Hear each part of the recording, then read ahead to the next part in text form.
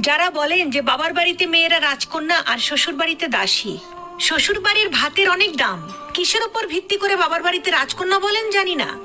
এতটুকু বলি আপনার অভিজ্ঞতা স্বল্প, এখনো বাস্তবতা দেখেননি, এই জন্য বাবার বাড়িটা আপনার কাছে রাজপ্রাসাদ। অল্প বয়সে বিয়ে না হয়ে 30 বছর পর্যন্ত অবিবাহিত হয়ে ঘরে থাকেন, দেখেন ভাতের নলা গলা দিয়ে নামে কিনা। প্রতিবেশীর অল্প বয়সী মেয়েটা যখন বাচ্চা কোলে নিয়ে আপনার সামনে দিয়ে হাঁটে তখন কেমন অনুভূতি হয়? আপনার জন্মদাত্রী কিভাবে আপনাকে কলিজা ছেঁড়া আঘাত করা খোঁটা দেয় বয়স বেশি হয়ে যাওয়ায়? কোনোদিন প্রতিবেশীর সেই খোঁটা শুনেছেন? ডিভোর্সি মেয়ের অবস্থা দেখবেন, জামাই বাড়িতে অশান্তি হোক সবাই বলবে চলে আসো, আমরা আছি। 2 দিন বাপের হোটেলে খেয়ে দেখেন, গলা টেনেও সেই ভাত নিতে পারবেন না।